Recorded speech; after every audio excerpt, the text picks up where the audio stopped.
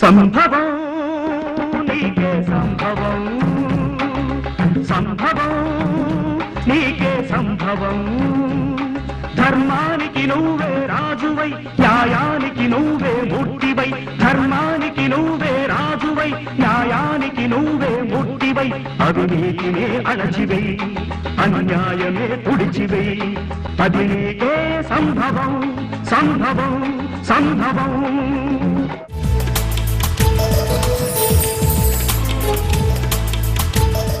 రామారావు గురించి చెప్పాలంటే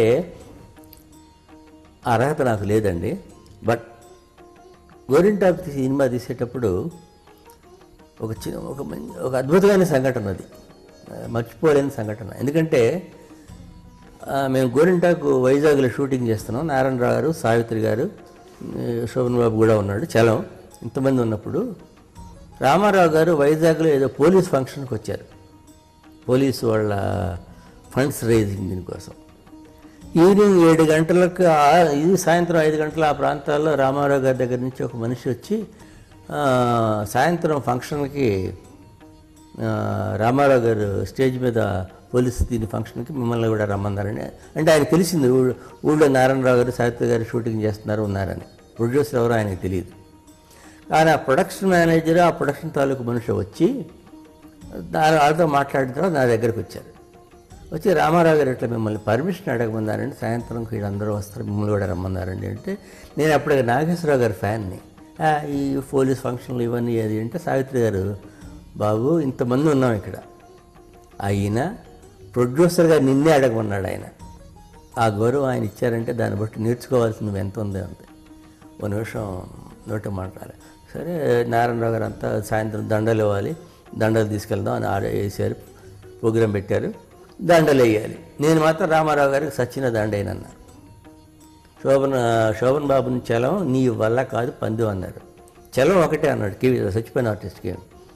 రామారావు గారు ఎదురు కనబడితే నువ్వు మనిషిలో మనిషిగా ఉండవు ఆపా అన్నాడు. పందెం కట్టామండి. సరే, సాయంత్రం ఫంక్షన్కి కారులో సావిత్రి గారు, శోభన్ బాబు, చలం మేమంతా పోలీస్ పరేడ్ గ్రౌండ్స్కి వెళ్ళాం.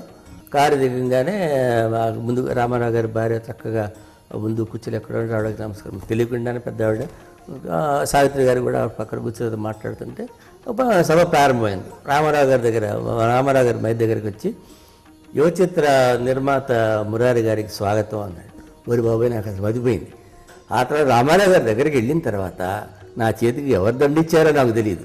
ఆయన మొహంలో అలా చూస్తుంటే దండ ఈశానో నాకు తెలియదు. అసలు మైకు వచ్చింది, శోభరావు చెడు చేతి పట్టుకొని కుర్చీలో కూర్చోబెట్టాడు. అసలు ఆయన మొహంలో ఆ తేజస్సు చలం అంటానన్నాడు. రామారావు గారి కళలో ఒక నిమిషం చూస్తే వాడికి అసలు దీంట్లో పడిపోతాడని, అంత మెస్మరైజింగ్. అది అసలు ఒక తెలుగు మహాను ఇదంటే రాముడు, కృష్ణుడు ఇలా అసలు ఎంత ఆ క్షణం నాకు తెలియలేదు. అసలు ఒళ్ళు నాకు నేనేం చేస్తున్నా నాకు తెలియలేదు.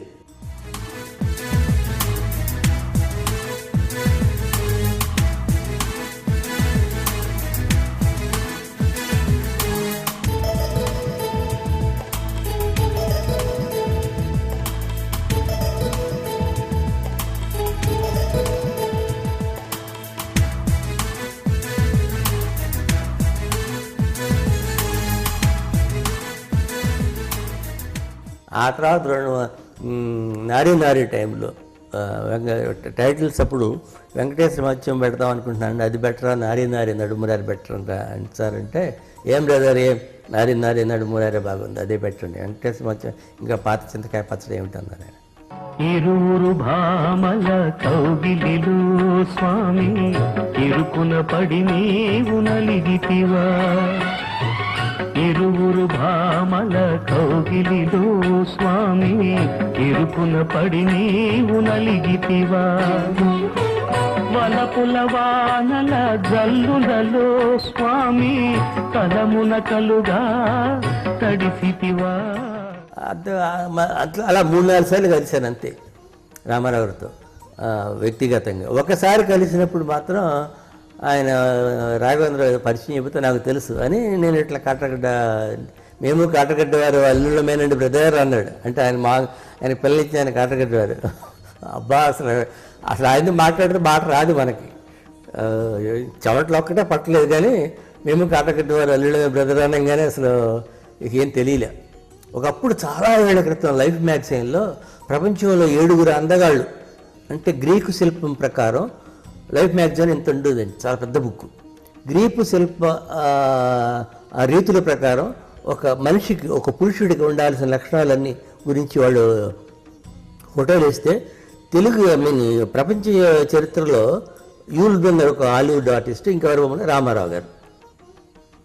గ్రీకు శిల్పం అప్పటికి రామారావు గారు మరి చండీరాణి ఆ టైంలో అసలు అందం అంటే అర్థం ఆయనే చెప్పాలి. అర్థం ఒక మనిషి మగాడు పురుషుడు ఎత్తు ఇదంటే రామారావు గారు.